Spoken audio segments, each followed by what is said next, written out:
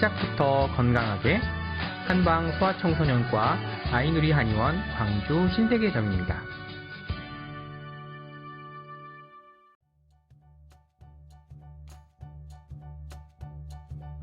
지난주에는 2차 성징 징후 변화들에 대해 알려드렸었는데요. 오늘은 많은 어머님들이 궁금해하실 성조숙증에 관해 좀 더 자세히 알아보도록 할게요.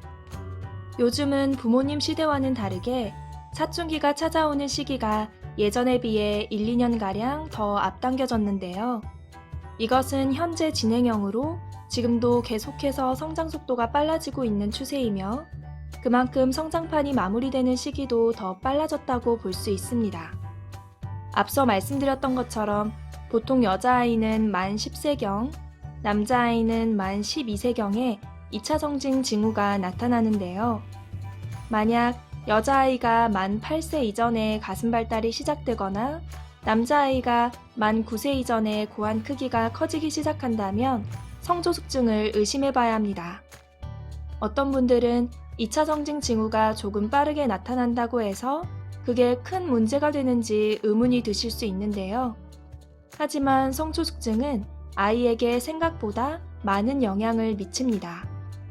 그중 첫 번째는 아이 정서와 스트레스와 관련될 수 있는데요. 성조숙증으로 인한 신체 변화 때문에 친구들과 자신의 차이를 인식하고 불안해하며 위축될 수 있습니다. 그로 인해 수영장에서 옷을 잘 벗으려고 하지 않는다거나 남자아이의 경우에는 공격적이거나 반항적인 성향이 나타나 학교 생활에 지장을 초래할 수 있습니다. 두 번째는 최종키에서 손해를 볼 수 있는데요. 성조숙증으로 인해 성호르몬이 몸에 많아지게 되면 성장 속도가 일시적으로는 빨라지지만 그만큼 성장판이 일찍 닫히면서 아이의 최종적인 성인 키가 작아지게 됩니다. 그뿐만 아니라 여자아이들의 경우 유방조직, 자궁조직 등의 성호르몬이 과다 노출되면서 나중에 부인과 질환이 생길 수 있는 확률이 높아질 수 있습니다. 실제로 해를 거듭할수록 성조숙증을 진단받은 아이들이 늘어나고 있는 추세인데요. 그렇다면 성조숙증은 어떤 검사를 통해 확인해 볼 수 있을까요?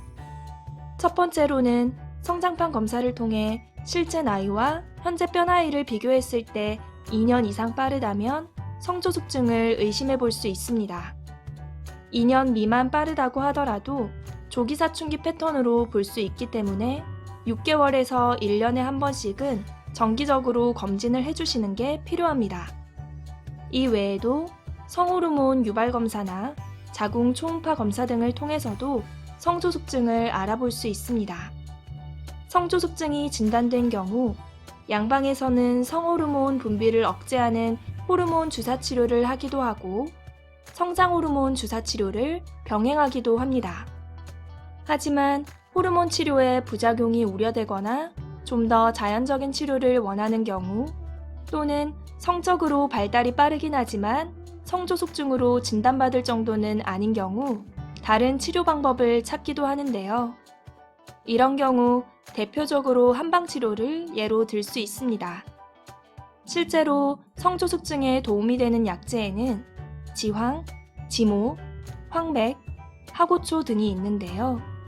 저명한 외국 논문에 따르면 쥐에게 성조숙증을 유발시킨 후 한약을 투여하고 한약을 투여한 그룹과 투여하지 않은 그룹 혈액 내 호르몬 수치, 자궁과 난소의 크기 등을 비교한 결과 한약을 복용한 그룹의 경우 혈중 FSH, LH와 같은 성호르몬의 농도가 두드러지게 감소되고 자궁 및 난소의 크기 역시 감소되었다고 합니다.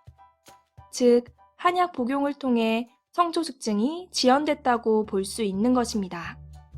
최근 아이의 키 성장 속도가 빨라지는 것 같다거나 2차 성징 징후들이 보인다면 늦기 전에 검사를 통해 점검해보고 보다 자연적인 치료 방법인 한약을 통해 관리해보는 것이 어떨까요?